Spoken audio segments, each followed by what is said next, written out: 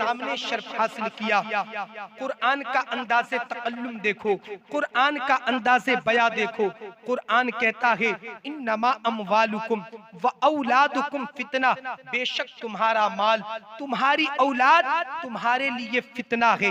मेरे दोस्त, मैंने आपको बता दिया कि फितना किस चीज को कहा जाता है। मेरे दोस्त, आइए मैं आपको बताता हूँ कि जब अल्लाह ताला ने हमें और आपको पैदा किया, अल्लाह ताला ने हमें और आपको पैदा किया, तो मेरे दोस्त, मेरे बुजुर्ग, मेरे अजीज बच्चों, आजाद जिंदगी अता की, पैदा भी किया और आजाद जिंदगी अता की। आंख दी, हाथ दिया, पैर दिया, बोलने के लिए जुबान अता की। लेकिन मेरे दोस्त, मेरे बुजुर्ग, मेरे अजीज बच्चों, अल्लाह रब्बुल इज्जत ने ये नहीं कहा कि मैं तुम्हें आंखें दे रहा हूँ।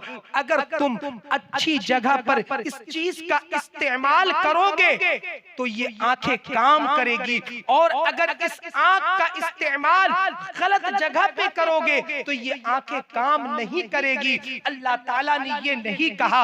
अल्लाह ताला ने हाथ से नवाजा, लेकिन ये नहीं कहा कि अगर इस हाथ का इस्तेमाल अगर तुम अच्छे जगह पर करोगे तो ये हाथ तुम्हारा काम करेगा, और अगर इसी हाथ का इस्तेमाल अगर तुम गलत जगह पर करते हो तो ये हाथ तुम्हारा काम नहीं करेगा। इसी तरह से पैर के बारे में भी बताया। लेकिन आगे मेरा रब ये फरमाता है कि सुनो, मैं हाथ दे रहा हूँ, मैं तुम्हें पैर दे रहा हूँ, मैं तुम्हें जुबान दे रहा हूँ, मैं तुम्हें आंख दे रहा हूँ, इतनी बड़ी बड़ी नेमतों से मैं तुम्हें नवाज रहा हूँ। लेकिन ये मत भूल जाना कि मैं इन नेमतों का तुमसे हिसाब नहीं लूंगा।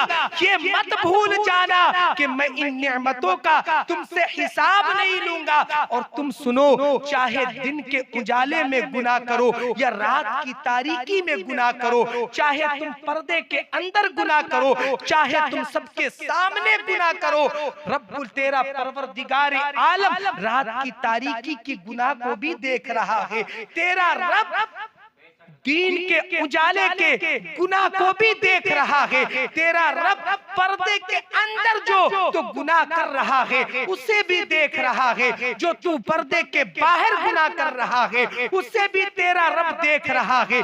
और सुन, ये मत सोचना कि तेरे रब ने इतनी बड़ी बड़ी नेमतें दी, और सुन, तेरी रोजी मेरे हवाले, तेरी औलाद मेरे हवाले, तेरा दुकान मेरे हवाले, तेरा मकान मेरे हवाले, हर चीज मेरे हवाले। मैं कहता हूँ तू रोजी की फिक्र न कर, तू रोजी की फिक्र न कर, तू औलाद की फिक्र न कर, तू दुकान की फिक्र न कर, तू मकान का फिक्र न कर। इन तमाम चीजों को मेरे सुपुर्द कर दे। ए बंदा, ए मोमिन, अगर तुझे फिक्र करना ही है तो रोजे महशर का फिक्र कर। अगर तुझे फिक्र करना ही है तो रोजे महशर का फिक्र कर। एक दिन ऐसा होगा कि महशर का मैदान होगा और मैं सवाल करूंगा, जिन जिन नेमतों से तेरे रब ने तुझे नवाजा है उन तमाम नेमतों पर सवाल होगा, और सवाल करने वाली जात नबी की नहीं होगी, सवाल करने वाली जात सहाबा की नहीं होगी, सवाल करने वाली जात शुहदा की नहीं होगी, सवाल करने वाली जात सालिहीन की नहीं होगी, सवाल करने वाली जात औलिया अल्लाह की नहीं होगी, सवाल करने वाली जात उस्ताद की नहीं होगी, सवाल करने वाली जात तेरे पीरो मुर्शिद की नहीं होगी, सवाल करने वाली जात तेरे बाप की नहीं होगी, सवाल करने वाली जात तेरे परवरदिगारे आलम की होगी। बताओ तो जरा सही, मैं पूछना चाहता हूँ कि आज हमारे नौजवान गलत गलत वीडियो देखते हैं, कानों में अपने ईयरफोन लगाकर गाना सुनते हैं, आज हम जिना करते हैं, आज हम सूद ब्याज का रुपया छुप छुप कर खाते हैं। सुनो, सूद ब्याज का रुपया जो लोग खाते हैं उनके बारे में अल्लाह के नबी सल्लल्लाहु अलैहि वसल्लम का क्या फरमान है कि जो बंदा सूद और ब्याज के पैसे का एक लुकमा अपने हलक के नीचे उतारता है, गोया के 36 मर्तबा अपनी खुद की माँ के साथ वो जिना करता है, यानी अपनी माँ के साथ 36 मर्तबा जिना करना और एक लुकमा सूद और ब्याज का एक लुकमा खाना बराबर है। और दूसरी जगह पर अल्लाह के नबी सल्लल्लाहु अलैहि वसल्लम फरमाते हैं कि अगर कोई बंदा एक लुकमा सूद और ब्याज का खाता है, गोया के खाने काबा के अंदर जिना करने के बराबर है। मेरे दोस्त, मेरे बुजुर्ग, मेरे अजीज बच्चों, आज हमारी जिंदगी का करीना क्या है, दौरे हाजरा क्या कह रहा है, हमें करना क्या चाहिए, हमारी जिंदगी का करीना होना क्या चाहिए, लेकिन है क्या? मेरे दोस्त, मेरे बुजुर्ग, मेरे अजीज बच्चों, परवरदिगार आलम कहता है कि सवाल करने वाला न नबी, सवाल करने वाली जात न नबी की होगी ना सहाबा की होगी। और सुनो, अल्लाह ताला, लोग ये कहते हैं कि मौलवी लोग बहुत ज्यादा डरा देते हैं, ऐसा कुछ नहीं होना, मौलवी हजरात बहुत ज्यादा डरा देते हैं। तो मैं कहता हूँ कि अल्लाह रब्बुल इज्जत क्या ये नहीं फरमाया कि सुनो, मैंने किसी से, चंद लोगों के अलावा मैंने किसी से बख्शिश का वादा नहीं लिया है, अगर मैं चाहूंगा तो नबी के चचा को भी बिच्छू के शक्ल में जहन्नम में दाखिल करूंगा। क्या नहीं कहा रब्बे जुल जलाल ने? और सुनो, नबी का बेटा है तो क्या हुआ, नूह अलैहिस्सलाम की औलाद के बारे में अल्लाह रब्बुल इज्जत ने नहीं फरमाया कि किनान को, क्योंकि उनका रिश्ता वो नबी का चाहने वाला नहीं है, और जो नबी का चाहने वाला नहीं हो, गर्चे उनकी औलाद ही क्यों ना हो, उनका रिश्ता मुनक़ता हो जाता है, उनका रिश्ता खत्म हो जाता है। अगर नबी की शक्ल में नबी का बेटा किनान भी हो तो मैं उसे भी अजाब में डालूंगा।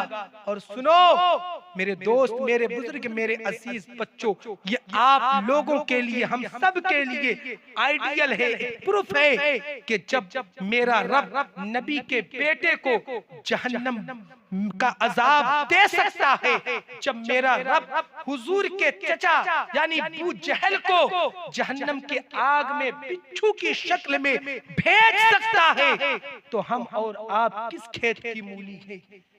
कोई जमानत है इस चीज की कि हमें अल्लाह रब्बुल इज्जत जन्नत ही अता करेगा? मेरा रब फरमाता है वयग़फ़िरु लिमन यशा व युअद्दिबु मन यशा, मैं जिसे चाहूंगा उसे जन्नत अता करूंगा और जिसे चाहूंगा उसे जहन्नम में भेज दूंगा। तो मैं पूछना ये चाहता हूँ कि जब एक बेटा अपने गुनाह का हिसाब बाप के पास नहीं दे सकता, एक मुरीद अपने गुनाह का हिसाब अपने पीर के पास नहीं दे सकता, जब एक शागिर्द अपने गुनाह का हिसाब अपने उस्ताद के सामने नहीं बयान कर सकता, तो बताओ तो जरा सही कि एक गुनाहगार बंदा रोजे महशर में रब के हुजूर हाजिर होगा तो अपने रब की बारगाह में कैसे अपने गुनाहों का हिसाब दे सकता है? किस तरह दे सकता है? आज हमारी जिंदगी का करीना क्या है? आज हमारी जिंदगी के मामलात किस तरफ जा रहे हैं? मेरे दोस्त, मेरे बुजुर्ग, मेरे अजीज बच्चों, अगर जिंदगी का करीना लेना चाहते हो, जिंदगी जीने का ढंग सीखना चाहते हो, तो क्यों नहीं हजरत ख्वाजा मुईनुद्दीन चिश्ती रहमतुल्लाहि ताला अलैहि से क्यों नहीं सीखते कि खुद को जहन्नम की आग में जाने की परवाह ना करके लेकिन अपने नाना जान की उम्मतियों की बख्शिश की परवाह कर रहे हैं। मेरे दोस्त, मेरे बुजुर्ग, मेरे अजीज बच्चों, मैं आपको बताना चाहता हूँ ख्वाजा मुईनुद्दीन चिश्ती रहमतुल्लाहि ताला अलैहि को के दरगाह को लोग छेड़छाड़ करने में लगे हैं। मैं कहता हूं कि उधर को हर जगह हाथ बढ़ाया तुमने, वो बातें थक गई, चल गई, लेकिन ख्वाजा मुईनुद्दीन चिश्ती रहमतुल्लाहि ताला अलैह के रोज़े अनवर की जानिब, उनके रोज़े अनवर की तरफ अपने हाथों को बढ़ाने की कोशिश जुर्रत न करना।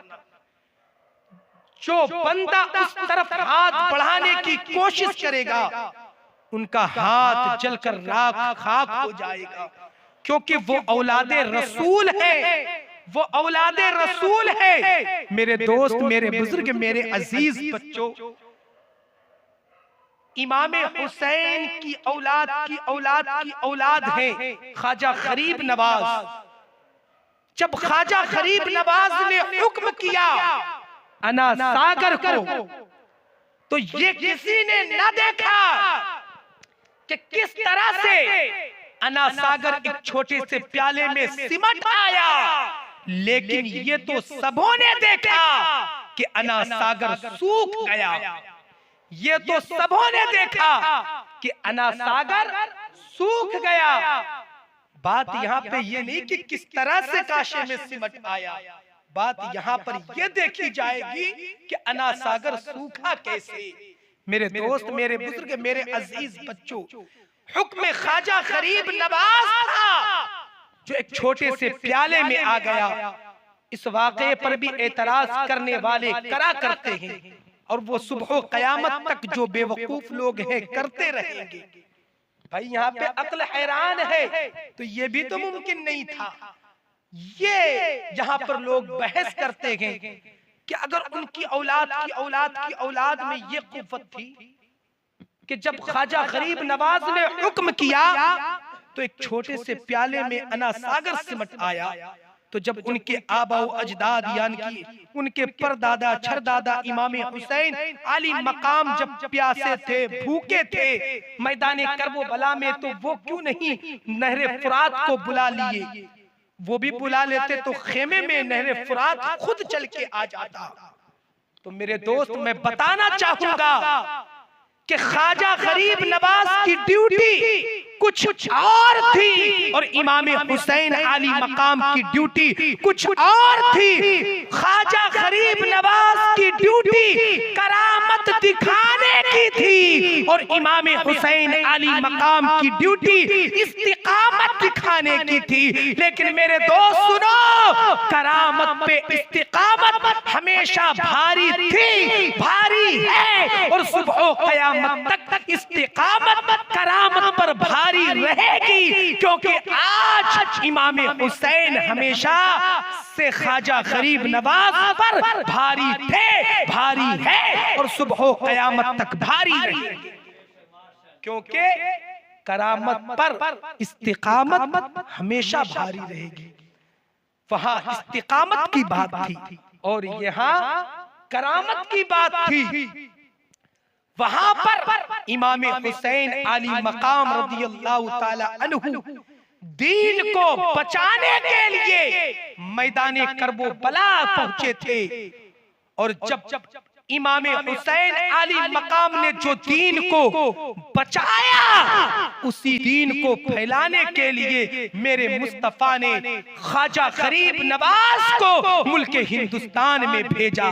तो वो पता ये चला कि इमाम हुसैन आली मकाम रदियल्लाहु ताला अन्हु मैदान करबला जो गए थे वो दीन को बचाने गए थे, और ख्वाजा मुईनुद्दीन चिश्ती रहमतुल्लाहि ताला अलैह जो मुल्क हिंदुस्तान आए वो दीन को फैलाने के लिए आए। तो करबला के मैदान में अली के लाल ने दीन को बचाया है, और मुल्क हिंदुस्तान में अली के लाल ने दीन को फैलाया है। वहां मकसूद था दीन को बचाना, और मुल्क हिंदुस्तान में मकसूद था दीन को फैलाना। और मेरे ख्वाजा ने, हिंद के राजा ने ऐसा दीन को फैलाया कि 90 लाख से आज पता चलता है कि तकरीबन कमोबेश 40 लाख हो चुके हैं उनके चाहने वाले। शायर कहता ना, कुर्सी पर कोई भी बैठे, राजा तो मेरा ख्वाजा है, मकसद क्या है। आज भी शायर शेर ये लिखता है, कहता है शाह अस्त हुसैन बादशाह अस्त हुसैन, और कत्ले हुसैन असल में मर्गे यजीद है, इस्लाम जिंदा होता है। हर करबला के बाद कई ऐसी जंगें होती है कि हार कर भी वो हारी नहीं जाती, और कई ऐसी जंगें होती है और जीत कर भी जीती नहीं जाती। हालांकि शहादत का जाम नोश तो इमाम हुसैन आली मकाम ने किया, लेकिन आज हर घर में, हर गली में, हर नगर में, हर डगर में हसन मिलेंगे, हुसैन मिलेंगे, अली मिलेंगे, अब्बास मिलेंगे। क्या किसी गली में यजीद भी मिला करता है क्या? क्या किसी गली में यजीद भी मिला करता है क्या? क्या किसी घर में भी दादा अपने पोते का नाम यजीद रखा करता है क्या? आज फख्र से लोग अली रखा करते हैं। तो जिंदा कौन था, कौन है, कौन रहेगा जो हर घर घर में नाम अली है, हसन है, हुसैन है, अब्बास है, मुस्लिम है, औन है, मोहम्मद है। तो मेरे दोस्त, मेरे बुजुर्ग, मेरे अजीज बच्चों, हर एक जर्रे जर्रे का हमें और आपको, हम सबको रब के हुजूर में हाजिर होकर जवाब देना होगा। तो जब कोई गुनाह की तरफ आपका नफसानी ख्वाहिशात ले जाए, तो उस वक्त ये जरूर सोच लेना, एक मर्तबा गौर कर लेना, फिक्र कर लेना कि ऐ नफ्स, तू मुझे जो लेके जा रहा है ये नाचीज रब के जब हुजूर हाजिर होगा तो किस तरह से इसका जवाब दे पाएगा। तो हमें और आपको अल्लाह रब्बुल इज्जत की बारगाह में बार बार तौबा व इस्तिग़फार करने की तौफीक अता फरमाए।